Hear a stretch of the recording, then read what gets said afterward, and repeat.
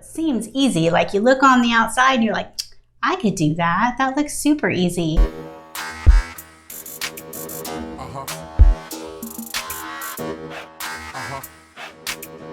Hey, welcome to Smart AF. I'm your host, Torie Mathis. We have got a great show for you today, so let's get started.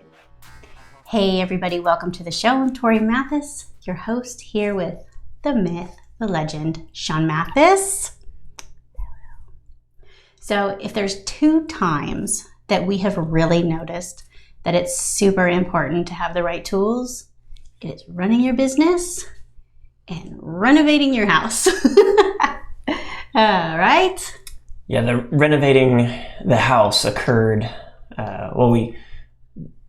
We experienced the pain in that before we ever experienced in the business side.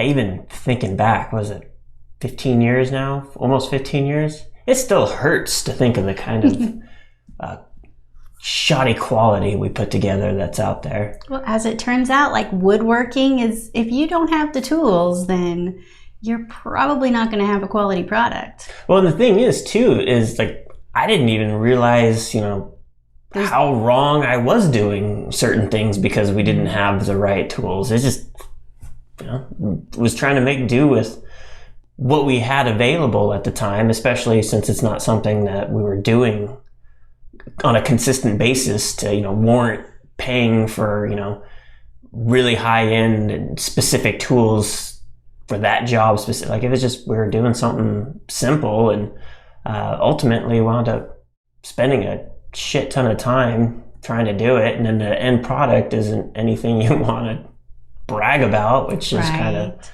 frustrating. Well, that's a thing too, is that what seems easy, like you look on the outside and you're like, I could do that. That looks super easy, until you get in there and you really don't realize what people are using to actually produce that quality, and what kind of experience goes into it. Because some of it, like you said, like you don't know until you know.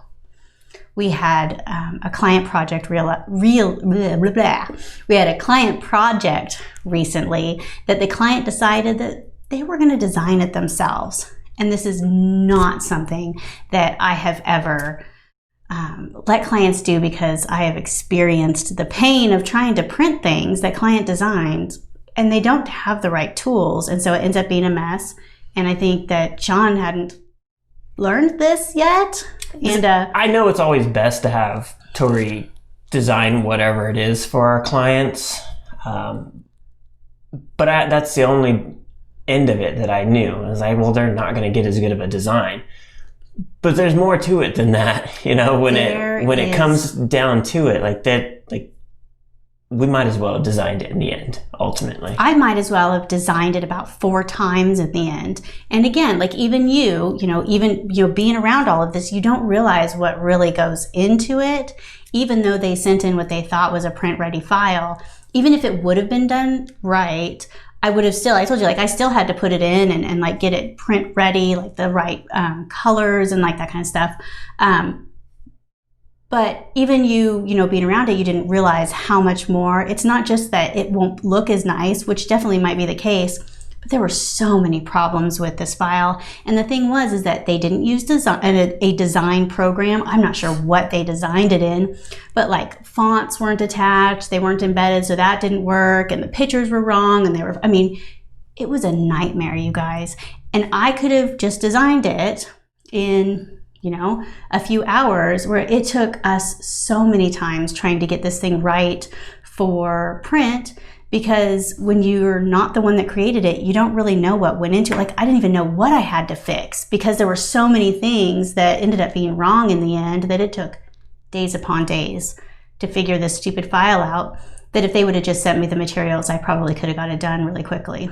And like you said, like fonts, like most people like, what do you mean you didn't have the fonts? I gave you the files, the fonts are there. Well, when the file gets converted to be able to be printed, the fonts, we looked, the fonts weren't there. When we opened it up into a different file format that we were going to actually have to upload for print, there was text that we we couldn't even see. So then ultimately, like now we don't even know if what we're sending to print is what it's supposed to look like, because right?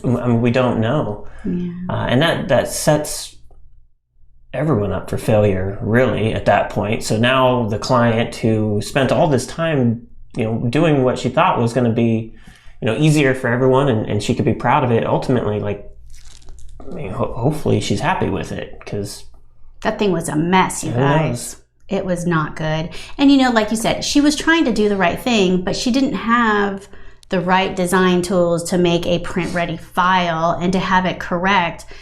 I don't know, if people just go into Office Max or something and just give them some crap, I don't know how they just push stuff through. Well, but they're if not you gonna look care. at, they don't. Staples, they're like, here's your file. Right, that's true. Or pixelated, it's no bleed. Who cares? Right. And so when we are trying to get files ready for print, they're not going to be accepted if they're not done correctly. And again, nobody would know that unless that's what you do. It's just one of those times you need to just let the person doing it. We were talking about, changing the oil. Changing the oil in your car seems like a super easy thing to do. How hard is it? But really, there's so much more into it that you might have to buy special tools. You have to figure out how to discard the oil. What seems like a simple thing, if you wanted to do it yourself, you're probably going to spend more time and money figuring all this stuff out and getting what you need, or you could just go get it changed really quick. I can totally change the oil on almost any car. I've bought the tool to remove the oil filter, which is like a band that then you're able to tighten it down and then untwist it. But I think the last, it's been years since I've changed my own oil, but I think the last time I did it, the container of old oil was sitting in the garage for what feels like a really, really long time before I could figure out what to do with it. And I think it took one of mailers that was have all these random things that need to be disposed of, oil being one of them. Then that's your opportunity. Granted, you could probably take it to a landfill or something and pay, right, to dispose of it correctly. But again, that's something that a lay person would never think, you can't just throw oil away. You can't throw those parts just in the trash. But then you've also got to account for your time to do the whole oil change, plus then now you've got to take the old oil and dispose of it. Now you gotta account for that time to get to the landfill. It's going to cost you to dispose of it, most likely. When you start tacking all that, and now did you tighten it correctly? Is there going to be an oil leak? Did you put the right amount of oil in it? I'm just going to go pay somebody that can do it in less than 10 minutes, and chances are it'll be fine. And if not, I will have gone to a reputable company that they'll make it right. But again, looking at things that you think are going to be easy, do you remember that house that we had, the one that we renovated? We had this giant pad of concrete in the backyard. It was huge. They took the entire lawn and then laid a basketball court straight through the middle of it. It was 40 feet long. Oh, it was so big. 20 feet wide. So from the side, you could look at it and it was 2 or 3 inches of concrete. And we thought, we could break that up. It's going to take a while. And luckily, my dad has a construction business. And so my brother came over with a jackhammer and he had a truck. So we thought a big, what would you call that kind of truck? It's like a flatbed truck. Like a big flatbed truck with sides on it, so that we were able to dispose of all of the concrete and stuff. But looking at it, you're we could do that. That's no problem. We did it, but that concrete wasn't 2 to 3 inches. There were, I don't know, they filled in holes, and I don't know. Yeah, they did not level the ground out with gravel first and make it a consistent level of concrete. There were places that it had to be 18 inches. There was so much concrete. So again, we looked at it, we're oh yeah, no problem. We can get this done. But you don't expect what problems are going to come up, whereas somebody that's a little bit more qualified would know, hey, I've broken up a few of these. It's probably not going to be, and that's something that people look at design jobs or look at any type of services type of business that, or, not even services. They look at it and they think, oh, painting a room or something, oh, that's super easy. But then all those little things that you don't realize, that the tools that you need, those little tricks that you just don't know. Sean built in the museum, built a whole bunch of new displays with Truett. Truett is a woodworking genius, right? He is a builder. And you said you learned all kinds of stuff from him. It's like you would have never known, right? Yeah, it was funny at the beginning. We're like, well, I'll bring my saw. And he's like, I'll bring my saw. And we get there. And, I've got a little skill saw that we bought when we bought our house. That's just like the cheapest one that you can say is, a skill saw. And he pulls out there and he's got these racks. And he brings it up to, his level. And then the saw actually will rotate out and go back in so we can cut like these super wide pieces. And I'm like, man, no wonder. Like I'm all bent over doing stuff. You got to flip the board 2 different ways to get it cut all the way through. And it's like he has the tools to do what we need to do. And I don't. And you don't know until you know. Like, there's no way you're like, I have a saw, I could do it. No, up until these last exhibits, I've always used a hammer. You're like banging all the nails in, and like now I'm like nail gun, man, and we're done. I mean, that's the way to do it. But again, I didn't know. I didn't have the right tools, and everything that I've done has been not the easy way and definitely not the best way to do anything. Yeah. And you probably wouldn't know when like someone's bidding out a job to build something like that. Like they're building in all those costs for those types of things that if you looked at it, was that you that was telling me that story about, what was that? Yeah, it was I saw this thing and it's out there. There's all kinds of variations of it. But the one that I specifically saw was a picture of stairs to a deck on the corner. And the stairs were unfinished, but you could see how all the wood beams and everything were in there and the geometry of getting everything so that it even looked right. And the whole thing was that the builder of the deck gave the homeowner a price to build this deck. And the homeowner's like, well, that sounds pretty steep. I think I might just do it myself. And he's like, okay, well, you could do it yourself. And he's like, but the homeowner's like, I don't have the tools. So the builder's like, well, I can rent you my tools. He's like, okay, great. And he's like, but I don't have any way of getting the lumber. He's like, well, you can rent my truck. And so he's like, okay.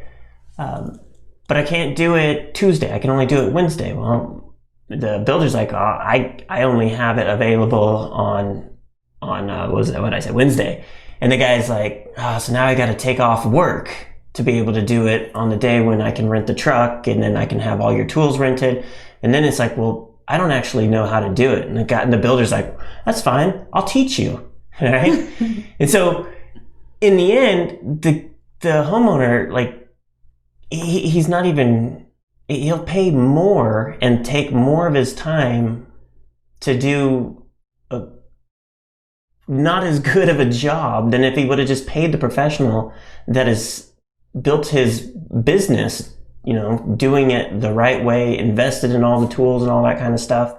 And until you put it in that kind of perspective, it's really hard to understand, how these prices are being justified. Because, I mean, even like you look at a roof. How many roofs have we seen replaced in neighborhoods? And you're like, they do it in a day, but they have the skill set and the tools and the manpower behind it that like they're so efficient at getting up there and doing it as quickly as possible, not only for the business to make it as profitable for them as possible, but so you don't inconvenience the homeowner of not having a roof, on your house. Right. I'll do it myself, but it's going to take me 3 weeks. So, I mean, say you say the roof costs $20,000 to replace, but it's done in a day, right?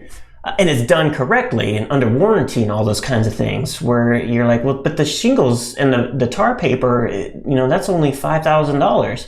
Well, how long is it going to take you to replace that roof? And, is it going to storm before you can get it done? There's so many variables in there. Take your family and put them in a hotel for that long. So it's going to cost you more than if you could do it yourself, but there's a reason for that. And once you start to realize all those little different very important key elements about things, you start to, it's easier to justify, okay, well, my time is worth more. I'd rather have it done right. They know what they're doing, and I can justify the price. Yeah, I think with design, like how many people have we seen that like they own Photoshop or, an Adobe product, and so they think they can design something. Oh, it's always my niece is a graphic designer. Right. My cousin has Photoshop. They can do that. Yeah. And really at this point, like, what is it? Everyone under friggin' 20 at this point can do some sort of, like, they're all graphic designers, right? Right. Yeah, there's so many programs out there. You can do a lot of different things to make stuff look decent, but as far as it being a professionally designed with purpose behind it, you're not going to know until you know. Well, I think there are those times that it's good, like whip some shit up, like that's fine, like see what you can do and everything. But sometimes, and you definitely need to go with somebody that knows what they're doing. And sometimes you trying to shortcut it by doing half of it, like you're making people's jobs harder, not easier, which we learned with the print job from Hades. Yeah, for sure. It was a nightmare. Having the right tools, like, super important. So if you like this episode, please subscribe, and we'd appreciate it if you liked it as well. And we'll see you on the next one. Peace. Bye. If you want to get smart tools to build your business, go to besmartao.com.